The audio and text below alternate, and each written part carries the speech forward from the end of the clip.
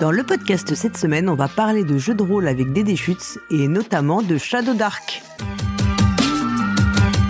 The beat of the drums echoes in the pulse beat of the young braves. Salut les joueuses, salut les joueurs, je suis Paul Gara et voici une nouvelle émission de jeux de rôle, la première de la saison 3. Et forcément, qui dit jeu de rôle dit Dédé Schütz. Salut jeu de rôle, ça commence bien. Salut Dédé Schütz.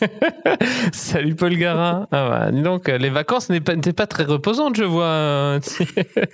Mais les vacances sont déjà tellement loin, mon ami. Mais vraiment tellement loin que j'ai presque oublié qu'il y en avait eu. Est-ce que tu as passé de bonnes vacances, toi ? Est-ce que tu les as déjà oubliées ou non, je les ai pas oubliées parce que comme j'ai fait des travaux dans mon salon, ah oui. Je suis parti à Rénovation Land. J'ai fait 2 semaines de travaux. À chaque fois que je suis dans mon salon, je vois. C'est comme si je retournais en vacances. En vacances, d'accord. Donc c'est un moyen pour te souvenir de tes vacances. Mais en fait, alors faire des travaux pendant les vacances, c'est pas le truc le plus reposant du monde. Rassure-nous. Non, c'est pas très reposant. Mais comme ça, t'es content de retourner au bureau, d'être assis derrière un bureau, tranquille, pépère. Pour te reposer, c'est ça, voilà. Pour te reposer, voilà. C'est le tips de rentrée par Dédé Schütz. Tips de rentrée, en fait, c'est ayez des vacances vraiment, éprouvantes et comme ça, vous serez heureux de retourner travailler. C'est ça. Ouais, Spéciage sponsorisé par le MEDEF. Ouais. Ah bah écoute, faut bien qu'on se prépare parce que là, on va bien morfler, je pense. Il pourrait sponsoriser le podcast quand même, le MEDEF. Hein. Tu vois, presque j'ai dit. Hein. Oui, quand même. Je suis pas sûre qu'on accepterait. Un petit don de 10 000 €, là, c'est pour ça. Ouais, tu sais, on a quand même, ce podcast, c'est un peu un repère de terroristes culturels woke. Voilà, on en apprend tous les jours sur les termes donc, je suis pas sûre qu'on soit vraiment dans leur ligne éditoriale, quoi, au MEDEF. Ah mince.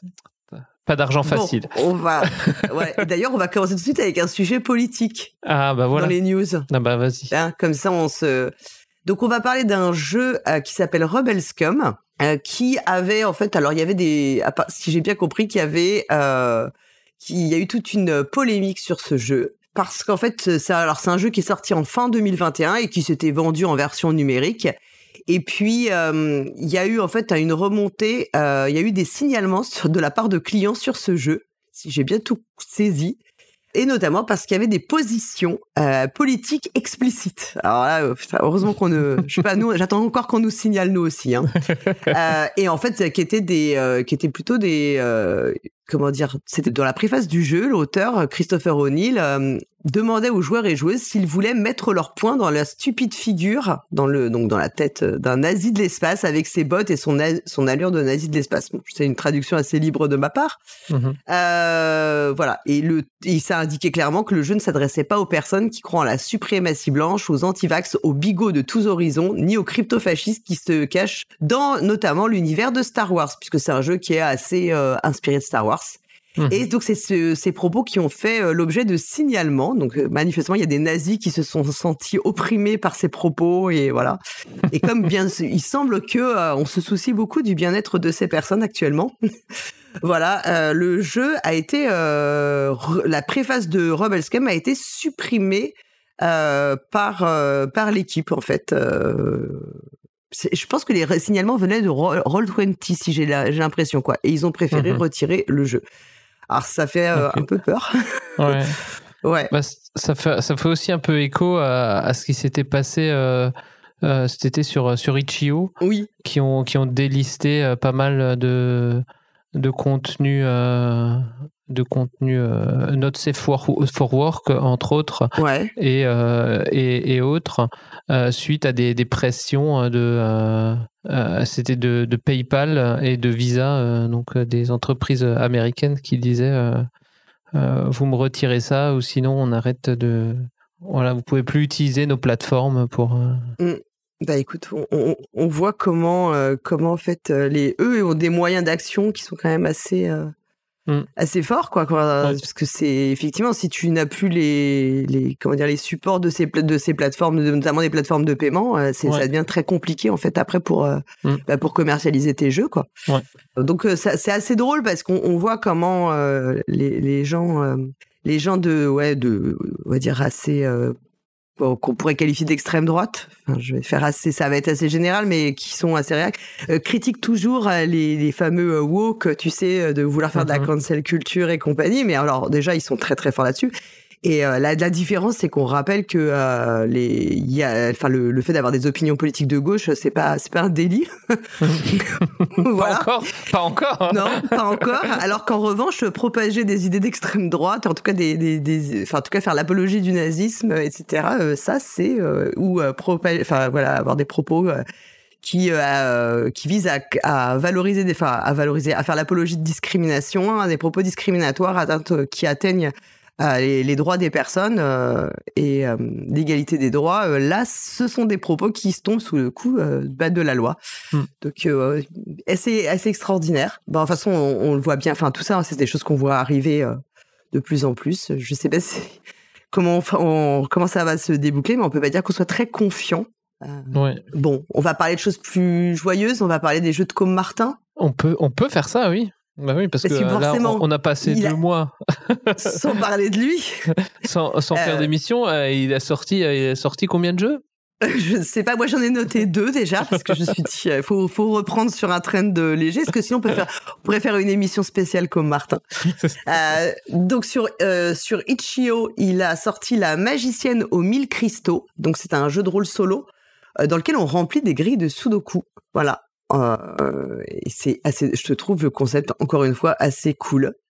Je n'ai pas encore regardé exactement en quoi ça consiste, mais l'idée des grilles de Sudoku, c'est assez marrant. Est-ce que tu es fan de Sudoku, toi, Dédé Chutes? Non, moi je suis plutôt fan de mots fléchés, mais j'en fais un peu du Sudoku, mais ouais, pourquoi pas. Comme ils sont toujours à côté des mots fléchés, je les fais moins souvent. Hop, ça peut.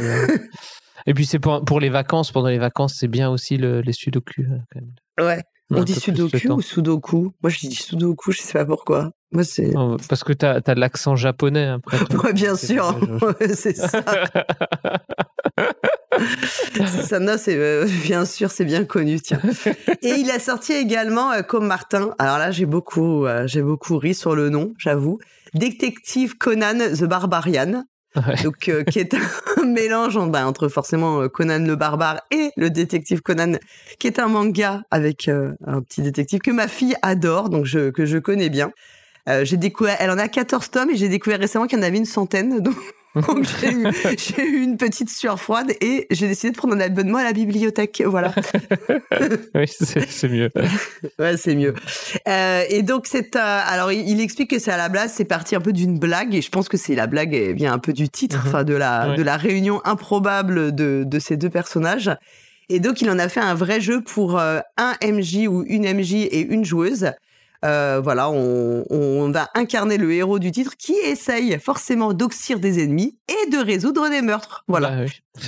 Sauf que le petit twist, c'est que souvent, au lieu de recueillir les alibis des témoins, enfin les alibis des suspects, etc., il les tue directement. On remarque comme ça, on gagne du temps. Et vice versa. Donc et ceux qui doivent tuer, manifestement, ils se contentent de les interroger. Donc je trouve ça hyper drôle et c'est à nouveau sur Itch.io et forcément on mettra les liens des jeux dans les billets. Voilà. Il y en a qui ont des idées de jeux de mots. Ils font pour des titres de podcast. Lui, il fait des jeux de mots et hop, on en fait un jeu de rôle. Il est quand même super fort, hein, vraiment. Toujours la classe. Les titres de ces jeux, quoi. Je suis toujours épatée.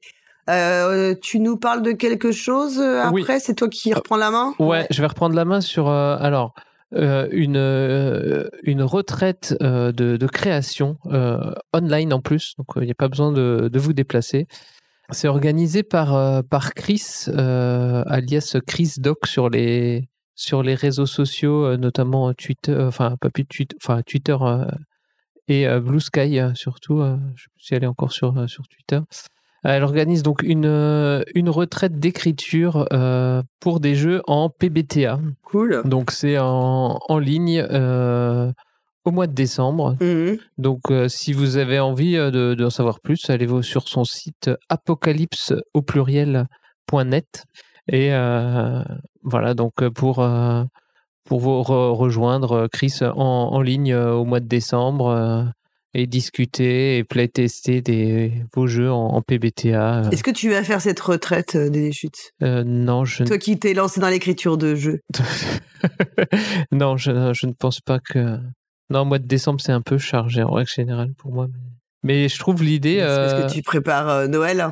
Ouais, c'est ça. Je suis un peu le Père Noël. Et puis en Alsace, vous faites... c'est ta phase de cuisine, là. Tu fais le... Bah oui, c'est ça. On fait des gâteaux, des brédélés, là. C'est toujours... Donc t'as pas le temps de te consacrer à la création. Non, c'est à moi un peu compliqué. Et d'ailleurs, je vous invite à regarder tout son travail sur chrisdoc.itch.io et notamment un jeu que je trouve très poétique qui s'appelle Le temps d'un trajet en train. Donc c'est un jeu... Ça c'est un jeu pour moi parce que tu sais que moi quand je prends un train, je sais quand je pars, enfin et encore, mais je sais jamais quand j'arrive quand même. Je suis la personne... Vous savez que la SNCF notamment m'en veut personnellement, donc... Écoute, voilà, pour tes longs trajets de train, tu pourras jouer à le temps d'un trajet en train. C'est un petit jeu, c'est un jeu solo, c'est une page, c'est gratuit. C'est 3 pages, voilà, où on apprend, voilà. Faut juste être dans un train qui roule. Faut quand même qu'il roule. Donc faut pas qu'il soit arrêté sur les voies. Oui, donc quand je suis arrêté en pleine voie, ça marche plus, quoi. Non, mais il y a des histoires où tu fermes les yeux et tu imagines le monde en noir et blanc et ensuite tu rajoutes couleur après couleur. Enfin voilà. Oh, c'est chouette. C'est très poétique. J'ai trouvé ça pour les vacances, le temps de votre trajet en train. Maintenant c'est fini. Ok. Voilà.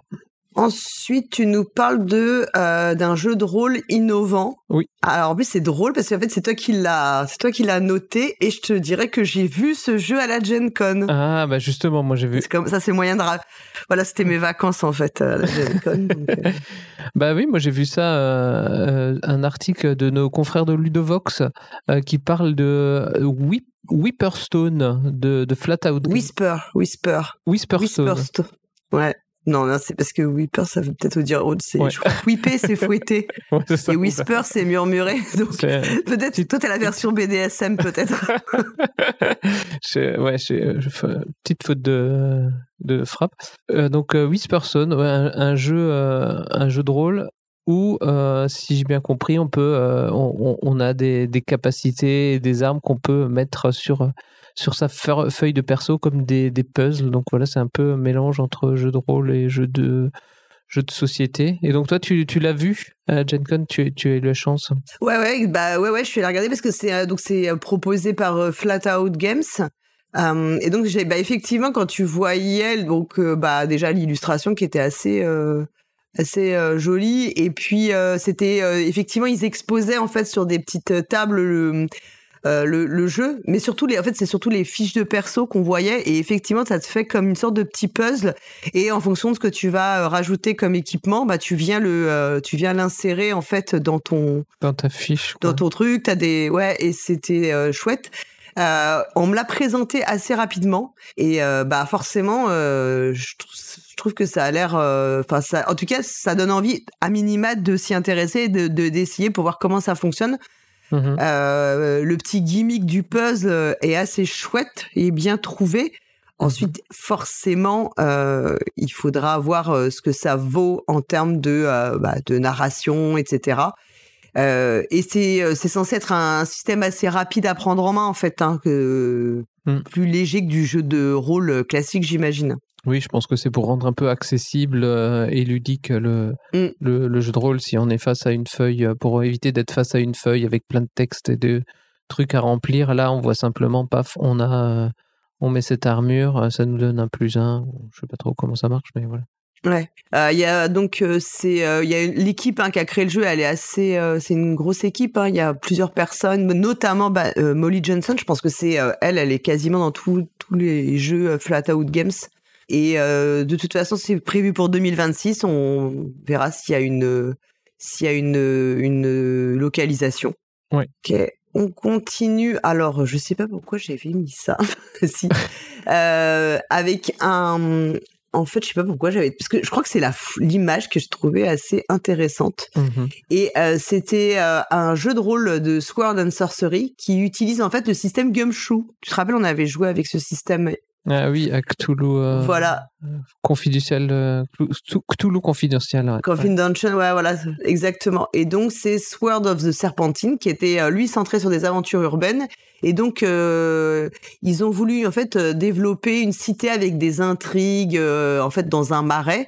Voilà. Et donc, la cité qui s'appelle dans le jeu Eversink, et bien sûr, on va pas s'empêcher de penser à Venise. Voilà. Et donc, t'as une cité aussi... Enfin, l'idée, c'est aussi que la cité, il y a un peu de surnaturel et que la cité puisse être submergée, en fait, régulièrement. Donc, tu as plusieurs niveaux. Tu vas avoir les niveaux, en fait, qui ne sont pas, enfin, voilà, qui sont visibles depuis la terre ferme. Mais tu auras aussi des niveaux qui seront sous l'eau. Tu auras des parties disparues, etc. Et j'ai trouvé l'idée assez chouette. Et puis, oui, il y a d'autres jeux qui utilisent un peu l'ambiance de Venise. Moi, j'ai jamais eu l'occasion de jouer à ce genre de jeu. Enfin, et ouais, ça m'a donné assez envie de regarder ce que ça va donner. Voilà. D'aller à Venise, ça t'a donné envie d'aller à Venise Oui, toujours, bien sûr.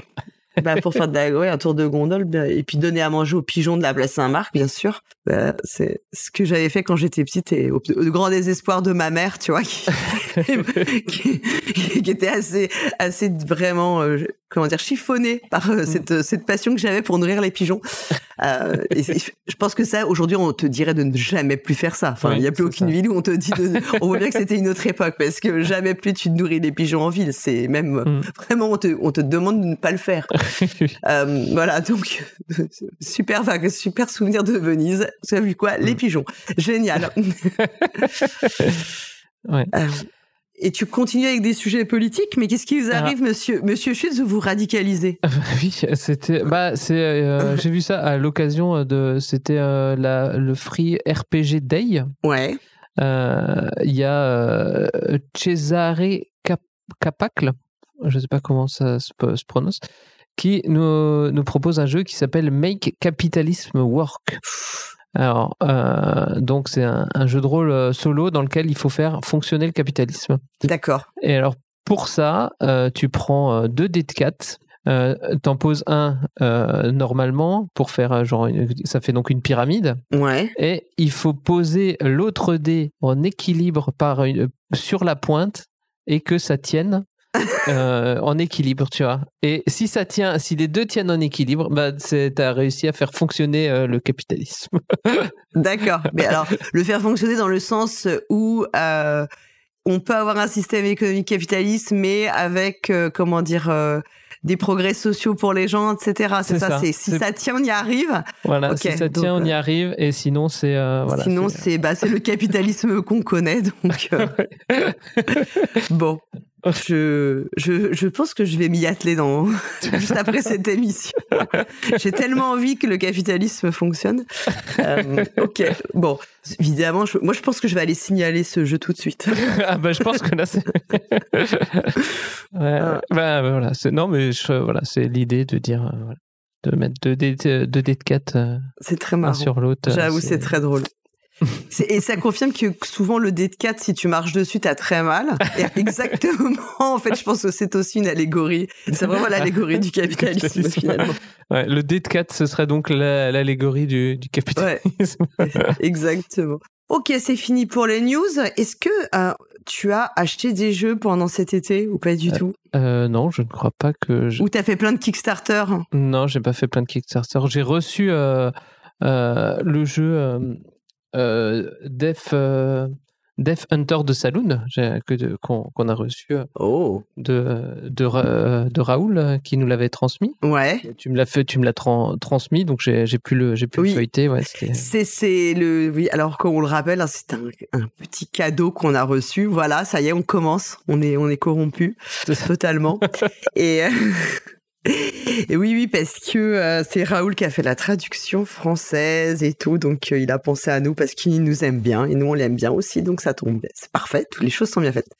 Donc tu t'as regardé un petit peu ou pas encore? J'ai regardé un petit peu, voilà, mais j'ai pas encore tout lu. Bah ouais, j'espère qu'on pourra y jouer puis qu'on pourra en reparler comme ça plus en détail. Ouais. Moi, j'ai reçu un jeu dont j'avais déjà parlé parce que j'avais fait la précommande. C'est Notre Crépuscule, le jeu de Melville, donc qui est sorti chez Dystopia. Donc c'est ce jeu où on joue des sorcières en fait dans un monde magique qui est sur le point de disparaître. En fait, là, on est face à une fin du monde un peu inéluctable. Et donc, on va jouer plus sur l'émotion, les promesses, tout ce qui se passe quand finalement un monde une page se tourne. Donc, j'ai pas encore eu le temps d'y jouer forcément, mais j'ai reçu ça. Et à la Gen Con, bam bam bam, j'ai fait quelques achats, figurez-vous. Ah. Mais oui. Parce que je suis allée... Alors, à la Gen Con, il y a beaucoup de stands aussi de jeux de rôle. Et il y a beaucoup de gens qui font du jeu de rôle. Hein. Il faut le savoir. C'est vraiment... il y a plein de pièces, tu sais, de salons, d'hôtels, tu sais, les salons, les salles qu'on utilise dans les hôtels pour faire les séminaires ou les réunions et tout, qui en fait, qui sont occupés que par des rôlistes. Et donc, il y a beaucoup de stands d'éditeurs de jeux de rôle, donc Chaosium, Pasio, etc. Et je suis allée sur le site de Indie Press Revolution et il y avait... Alors, j'aurais pu partir avec une tonne de trucs, franchement. Mais j'avais une place mesurée dans ma valise. Bah ça, ouais. Donc voilà, donc j'ai été raisonnable, mais j'ai acheté Waffles for Esther. Je sais plus si on en avait parlé. Oui, on avait parlé. Je te l'avais vendu là, un jeu de rôle solo où on mange où on fait tea party là. Oui, on mange des gaufres et tout. Donc voilà, j'ai été influencée par toi et donc c'est un jeu dans lequel on incarne. Donc c'est un jeu de rôle solo de journaling où on incarne une serveuse qui doit essayer de servir en fait des gaufres à une cliente qui s'appelle Esther, voilà, mais qu'on ne retrouve pas. Donc il y a aussi un peu de mystère. Ok. Donc ça c'est le premier jeu et ensuite j'ai acheté un autre jeu que j'avais repéré qui s'appelle Carved by the Garden. Alors là on est plutôt dans un jeu d'horreur puisque c'est le sous-titre c'est vous aimez les bois, vous avez peur des bois. Vous ne pourrez pas rester éloigné des bois, voilà. Donc c'est une ambiance de bois hanté et on est encore dans du jeu de rôle solo de journaling dans lequel on va utiliser en fait un jeu de cartes traditionnel en fait pour suivre des amorces et qui vont nous révéler progressivement toutes les horreurs qui vont nous attendre parmi la forêt quoi. En fait, voilà. C'est comme dans la sorcière de Blair Witch quoi. Ouais, je sais que ça t'avait marqué, quoi. Ouais. Tu m'avais dit tout. Voilà. Donc, et la couverture est vraiment absolument sublime. Ouais. De toute façon, je mettrai les photos et tout. Donc, je l'ai acheté, donc peut-être que je le ferai bientôt. Peut-être. Voilà. C'est pas peut-être je le ferai, c'est bien le bientôt qui va avec le peut-être. Peut-être bientôt, c'est ça. Voilà. Okay. Et est-ce que tu as joué? Alors je sais que oui parce qu'on a joué ensemble. Je triche. Bah oui. Ouais. Bah oui, on a joué ensemble. On a joué à plein de choses ensemble là, cet été. Oui, on a joué à un jeu dont on parlera après. Oui. On a joué à Death Man's Pass. Que des gens en anglais là, un peu de traduction chaud, en français, s'il vous plaît. Bah, tu sais que nous, quand on traduit par un autre nom en anglais, donc je sais pas si c'est. Donc un jeu de rôle de Far West. De Eric Anuise, ouais, tout à fait, dont je pense qu'on reparlera également plus tard. C'était là on a fait une partie en one shot avec notre petit groupe habituel hein, donc on en profite pour leur faire des big up forcément donc Mad, Elodie et Fred voilà. Et ensuite tu nous as fait jouer aussi toi t'as été notre MJ. Oui, je vous ai fait jouer à Escape from Dino Island, voilà où on est sur une île avec des dinosaures qui nous en veulent mais pas que, et on a bien rigolé. Rigolé. Bah oui, c'était Lucien, c'est ça, le borgne. Ouais, oui, il y avait ça. Qui Et s'est surtout, moi, sacrifié. j'avais choisi l'archétype du survivant et j'ai trouvé ça très drôle de l'appeler Ken, parce que Ken le survivant, forcément. Voilà. Donc, voilà. Donc là, on est plus dans Ça m'a fait, rien que ça a fait ma soirée, ça. on est donc là plus sur de la série B de films catastrophes de monstres dans l'ambiance. Ouais. Ah, bah, ouais, forcément, avec un peu, forcément un peu de Jurassic Park, un peu aussi dans l'idée, quoi. Mm. Et ça nous a permis de faire une super scène digne de Mario Kart. Sur de la boue. Ouais. Ouais, c'était assez sympa. Et puis on a joué, c'est Mad là qui a été la MJ. Et j'espère aussi qu'on en reparlera parce que c'était absolument génial. Nous avons joué à Passion de los Pasiones. Oui, le jeu de rôle telenovela. Ouais, donc ça c'est Kellren qui a fait la version française. Et je vais vous redonner le nom peut-être quand même de l'auteur du jeu. C'est Brendan Leon Gambetta. Et oui, effectivement, on fait de la telenovela et on n'incarne pas les acteurs-actrices, hein, mais on incarne bien les personnages. Et c'était très très cool. Et ça crie beaucoup. Ça crie beaucoup. Bah forcément, il faut qu'il y ait du drama. Ouais, donc ça reprend tous les codes en fait des soaps. Hein. De trahison, histoire d'amour et tout ça. Ouais. Tout ce qu'il faut, rebondissement et tout ça. Révélation, secret caché. Ouais. Tout ce qu'on aime, quoi. Et toi, tu jouais le barman. Moi, je jouais le barman. J'étais là à servir des cocktails. Ça, c'est bien. Ça me plaît. C'est pratique. Bah, c'est pratique. Hein. C'est un peu comme le médecin dans les jeux de rôle médiéval fantastique. Il en faut, quoi. Ouais, il en faut. Il faut un soigneur. Ouais, exactement. Je faisais mes petites potions, tu vois. Voilà. Alors que moi, je jouais le jumeau maléfique. Fourbe et colérique. Oh là là là. Totalement moi. Et ben écoute, je pense qu'on a fait le tour. On a été ultra efficace. Non? Oui, bah on était efficace. Maintenant, on peut pouvoir on parlait de l'autre jeu de rôle auquel on a joué. Ouais. Donc on va parler de Shadow Dark. Shadow Dark, c'est un jeu. L'autrice, c'est Kelsey Dion. Et il a eu, on va en reparler, mais il a donné lieu à un financement participatif et la version française, elle est assurée par Arcane Asylum Publishing, qui avait proposé alors je sais pas si je crois pas que le livre, ce soit sorti, je sais pas, mais qui proposait en tout cas des kits de démarrage en fait pour pouvoir se faire une idée sur le jeu, etc. Et nous avons fait 2 parties de Shadow Dark, toutes 2 maîtrisées par Kevin. Big up à lui aussi. Ouais, on lui fait un big up, voilà, toujours. Et on a joué avec Monsieur Quantum et puis Zoidberg. Et on n'a pas fait les mêmes personnages d'une partie à l'autre. On a fait une première session qui se passait plutôt vraiment en intérieur, typique, et la deuxième où il y avait une partie extérieure. On va revenir un peu sur le jeu. Donc Shadow Dark, tu t'as mis en sous-titre entre tradition et modernité, c'était très beau. Oui, c'est ça. C'est un peu ce que dirait un reporter à la télé. Ou ChatGPT peut-être. Voilà, ou ChatGPT. Ouais, c'est ça, c'est un peu. Mais ceci dit, ça fait phrase toute faite, mais c'est pas complètement non plus à la côté de la blague, puisque en fait, donc Shadow Dark, c'est un jeu plutôt de dark fantasy. On l'a dit, qui a été créé par Kelsey Dion, qui elle est très connue, en fait, qui est connue parce qu'elle avait fait un supplément pour Donjons et Dragons qui a eu énormément de succès, The Secret of Skyhorn Lighthouse.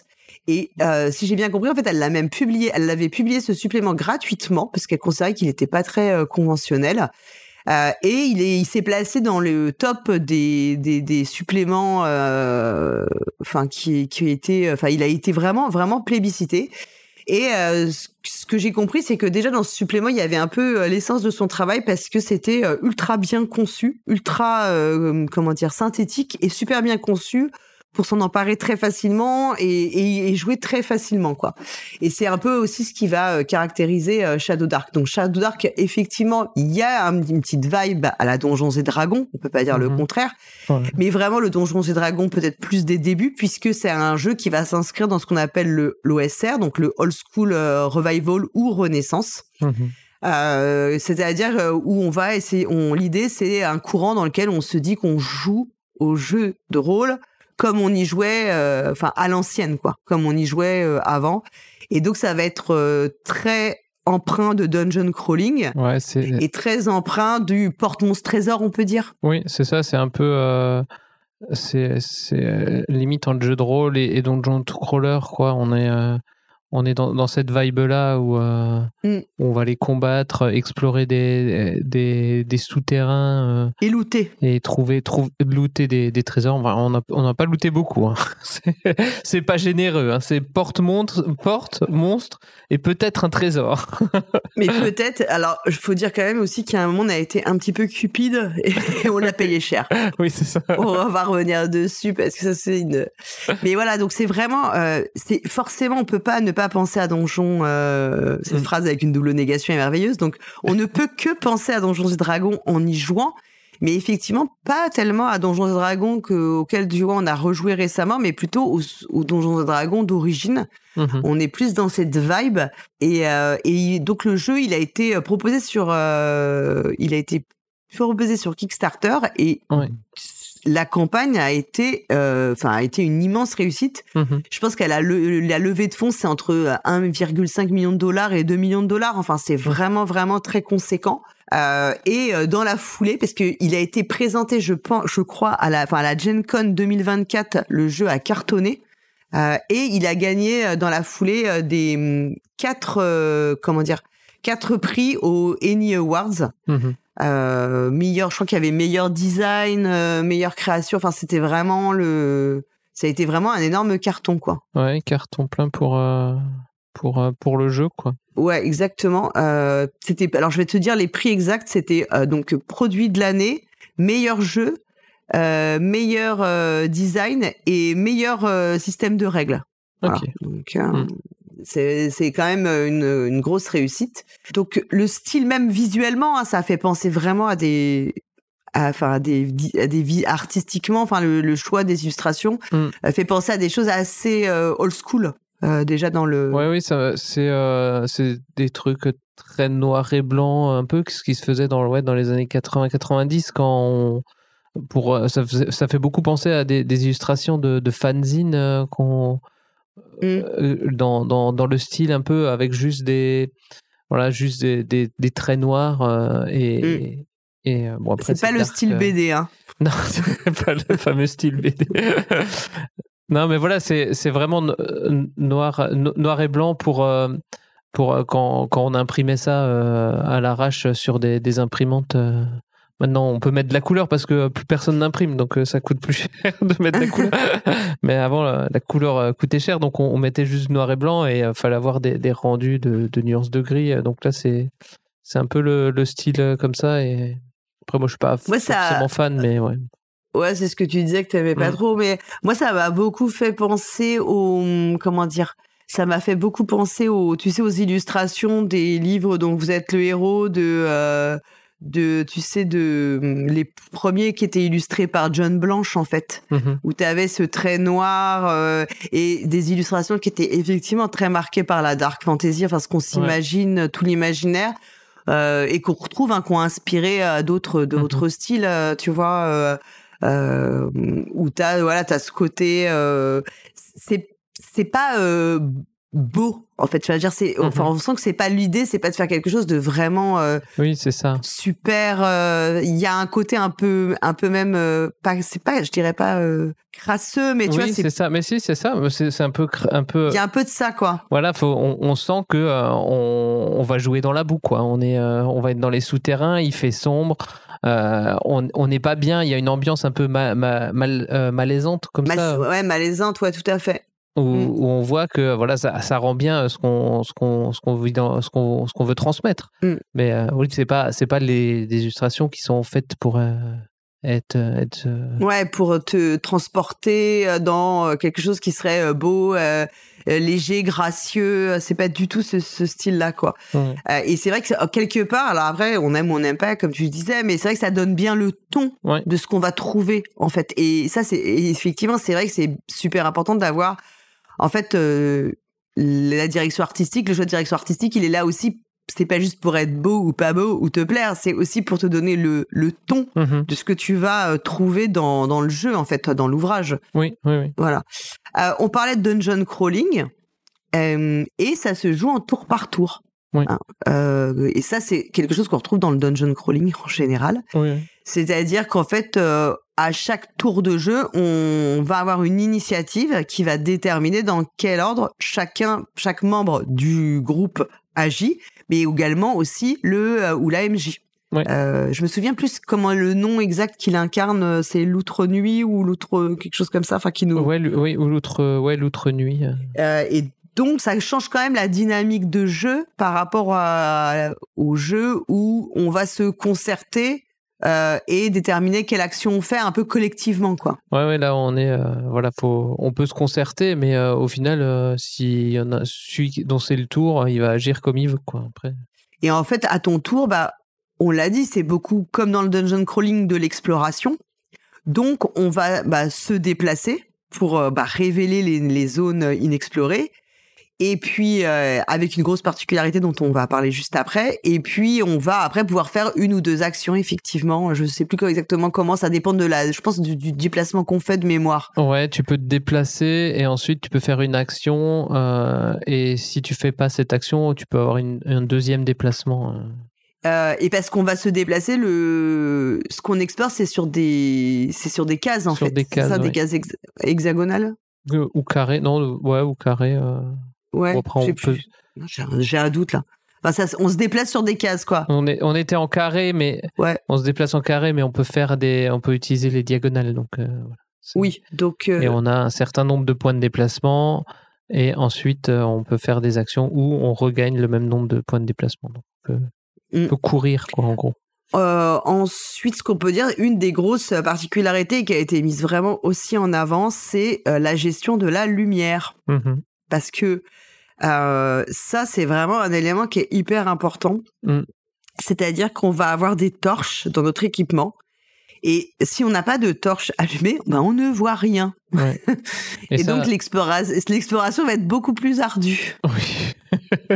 Oui. Après, ça, c'est grâce à la version numérique. Ouais. Nous, on a joué online et c'est très, très bien rendu, ça. Je crois qu'il y a des modules spécialement pour ça où on peut faire la carte.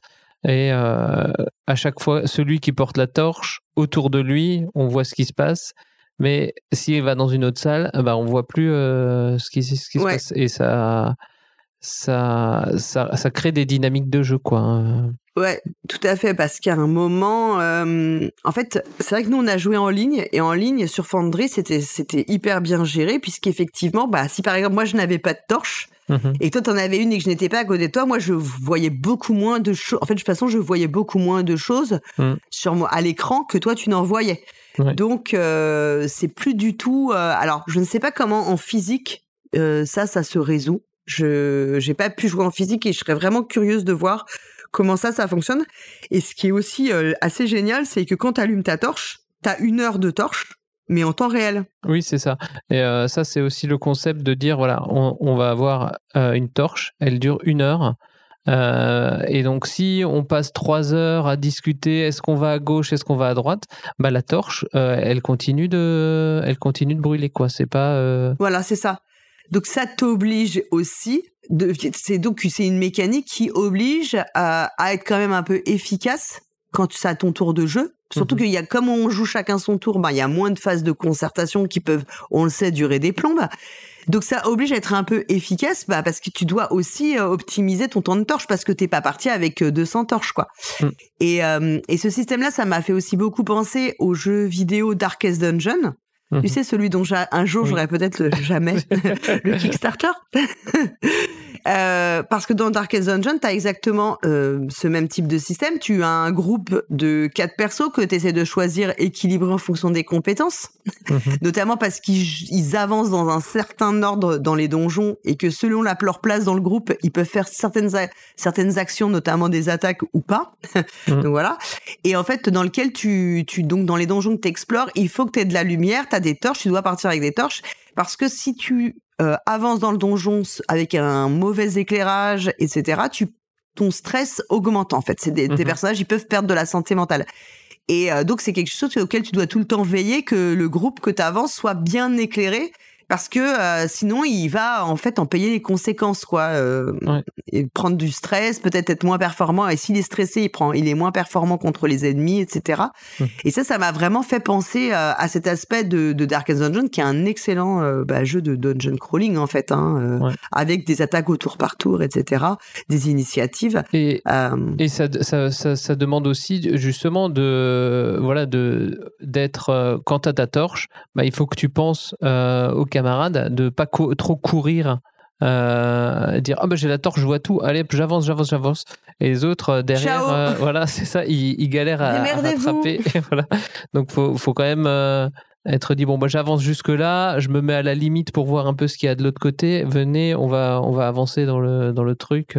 Le fait du tour par tour aussi, de dire j'avance un petit peu mais pas trop, le temps que les autres reviennent, et ensuite on avancera un peu plus. Ça demande d'être attentif un peu aux autres, quoi. Ouais, totalement. Et c'est bien que tu dois quand même te concerter un petit peu. T'auras pas la même phase de concertation que quand tu fais d'autres jeux où tu vas vraiment réfléchir longtemps. Mais il faut que tu penses toujours à ça, parce que c'est bien de te déplacer de 12 cases. En fait, si tu te retrouves tout seul avec la torche et que plus personne en a, ou que tu te retrouves tout seul comme un con dans le noir, en fait, c'est pas forcément le meilleur move que t'as fait. Et comme on le disait, le jeu est très punitif. Vraiment très punitif. Moi, ça m'a fait penser aussi, tu vois, encore une référence de jeu vidéo, mais un peu à du Dark Souls, où où quand tu connais pas et que t'explores, faut être super prudent, parce que potentiellement les ennemis sont très violents, comme t'avais dans les livres dont vous êtes le héros, où souvent ça pouvait être très punitif. C'est ça, tu commences notamment la série Sorcellerie, tu commences, t'as 1 point de vie, donc ça fait bizarre quand tu te dis tu te prends un dégât, t'as combien de points de vie, t'es décédé. Tu es mort. Ok. Tu es mort. Donc ça joue sur beaucoup de ces petites choses-là qui font que tu vas être quand même, tu dois être efficace, et en même temps tu dois être assez prudent, quoi. Donc parfois même t'as intérêt à éviter des combats potentiels si tu le peux. Tu n'as pas intérêt à foncer tête baissée en mode bourrin. J'ai souvenir d'un passage dans une forêt où il y avait un loup au loin, fallait pas y aller, hein. La personne qui est allée, elle a mal fini de mémoire, hein. Oui, j'ai mal fini. Pardon. Et donc aussi, c'est un jeu où tu peux pas t'attacher énormément à tes personnages, parce que il y a de grandes chances qu'ils meurent. Et t'as toujours des personnages de remplacement, parce qu'en fait, tu vas avoir 4, par exemple, nous, on a joué à 4 joueurs, joueuses, mais en réalité, on avait peut-être 12 ou 15 personnages disponibles. Ouais, on avait 4 persos chacun, je crois. Voilà, parce qu'en fait, on considère qu'on était tout le groupe, mais à chaque fois, on en activait que un ou une. Et c'est facilité parce que le système de création des personnages est très, très simple. Très très simple, en fait. Il y a pas de t'as pas besoin de passer 1 heure en session 0 pour créer tes personnages, ton lot de personnages, en fait. Ouais, tu jettes 2 dés et hop, t'as ton personnage. Et ça, c'est aussi une des caractéristiques du jeu, c'est cette volonté d'avoir un système très épuré, très simple, très léger, que ce soit pour la création des personnages, mais après aussi pour les règles. Enfin, tout le système de jeu est à cette image-là. Hein. Ouais, oui, c'est... T'as 6 caractéristiques, t'as un système de D20, donc c'est des choses auxquelles, au plus, on est habitué, quoi. Ouais, c'est un peu le die and retry aussi, des fois, hein, donc, où t'as ton personnage, Et je me suis dit, bon, allez, je coupe un peu pour avancer plus vite, mais je me rapproche un peu du loup. Bah, le loup, paf, bah, il te fout un coup de griffe. Bah, t'es mort. Ok. Nouveau perso. Allez, maintenant tu cours loin du loup. Voilà. Tu profites qu'il est en train de bouffer ton camarade pour se barrer. Mais ouais. Et en fait, c'est vrai que là, tu vas pas jouer un scénario en tant que tel, en fait. Enfin, c'est très comme dans tous les dungeon crawling, parce qu'en fait, dans le dungeon crawling, son essence, c'est juste que tu survives, en fait. Oui, c'est ça. Donc, t'es focus là-dessus. Enfin, tu peux avoir d'autres choses, mais c'est le premier. Et d'ailleurs, la première fois qu'on a joué, on avait quand même looté des trucs sympas. On a voulu y retourner dans le donjon et on aurait pu se barrer à un moment. On a fait le choix de rester. Je pense qu'on peut dire qu'on l'a payé cash, quoi. Oui, c'est ça. On est rentré, on a fait 5 minutes et paf, c'était fini. Bah, il y avait un minotaure qui se baladait aussi, donc c'est pas... Ouais, voilà. Il y a aussi, je sais que le jeu, nous on l'a pas vu parce qu'on était, on jouait, donc t'as pas le même ressenti. Mais c'est un jeu qui fonctionne avec beaucoup de tables aléatoires. Pour les rencontres, parce que en plus dès que t'es dans le noir, t'as un avantage qui est laissé en fait au MJ de mémoire sur les de faire apparaître des. Alors je disais, le financement a vachement bien marché. Arcane Asylum, il me semble qu'ils ont annoncé qu'ils sortiraient l'intégralité de ce qui avait été dans le Kickstarter. Et vu le succès du jeu et le fait qu'on en ait beaucoup parlé récemment, y compris en France, il me semble qu'ils disaient qu'ils allaient proposer même du contenu supplémentaire, j'imagine validé avec la créatrice Kelsey Dion.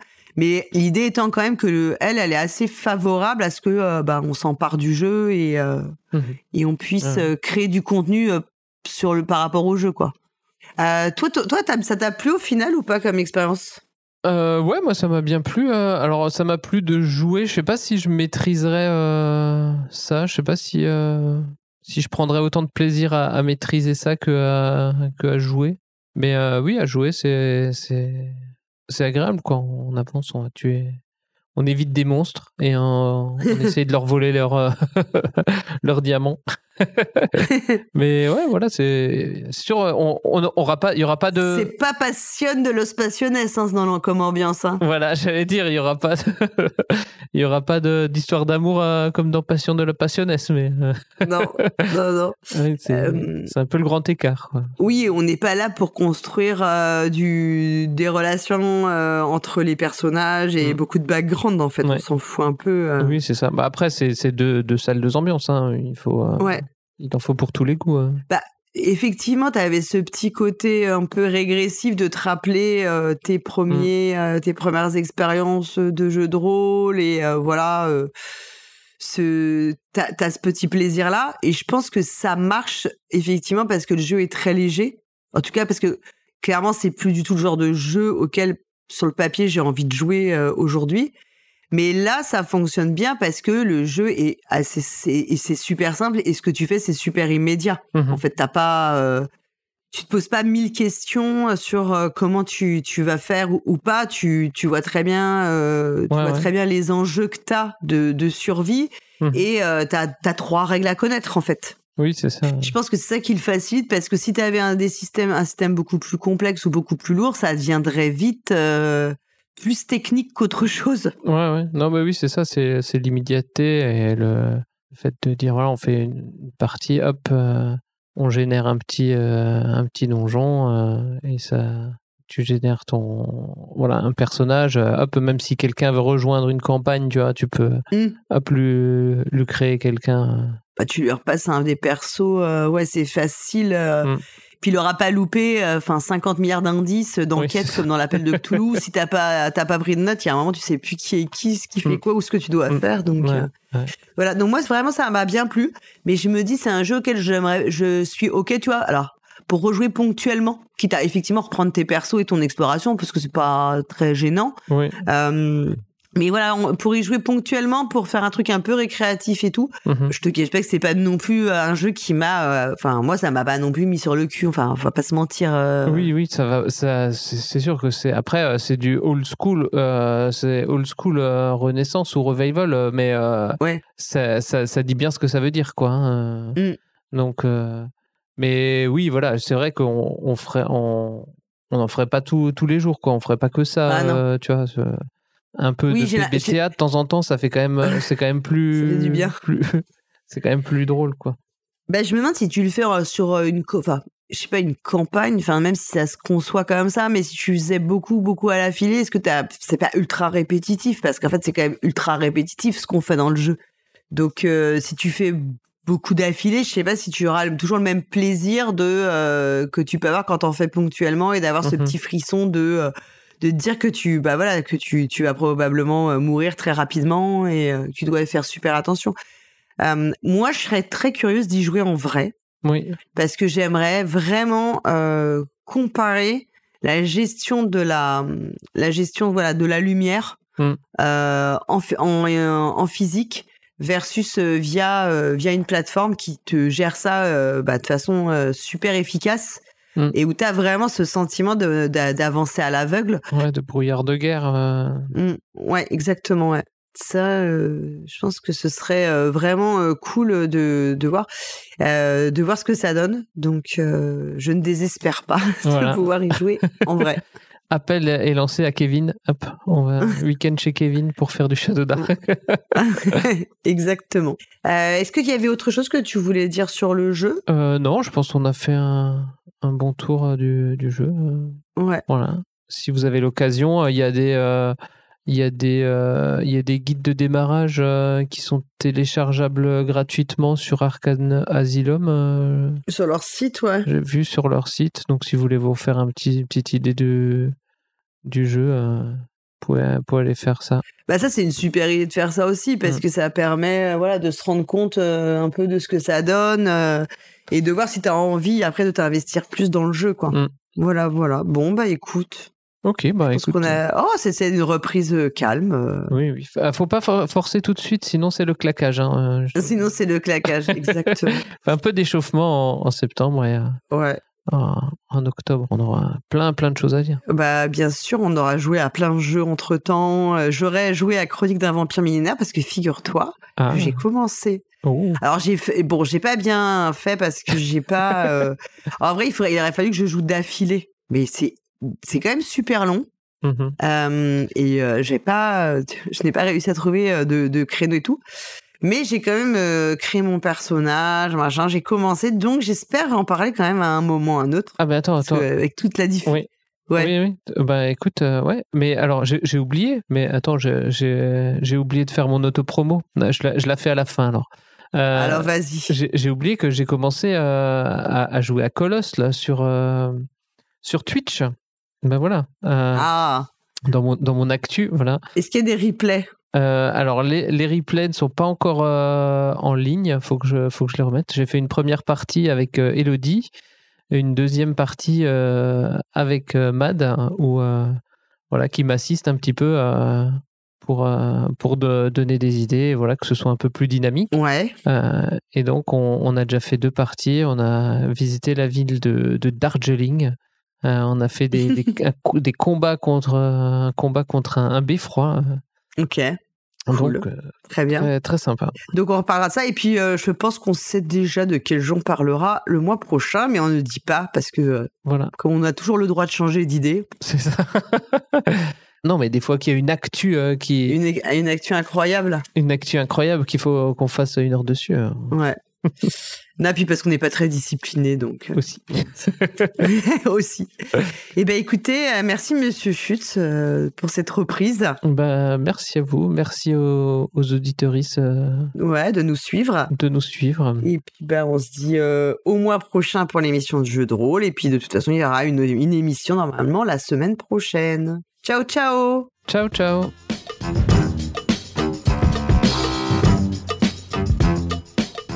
Cette émission, enregistrée à distance le 4 septembre 2025, est produite par Paul Gara et Hammer. Toutes les informations utiles et les titres des jeux abordés dans cette émission figurent dans le billet de cet épisode sur notre site lepointdepaulgara.fr en un seul mot. Ce podcast est totalement indépendant. Son contenu est libre et non sponsorisé. Retrouvez-nous sur les réseaux sociaux, Facebook, X, Blue Sky ou Instagram sur le compte de Paul Gara. Et surtout, venez discuter de cette émission et de tout autre sujet sur le serveur Discord du podcast.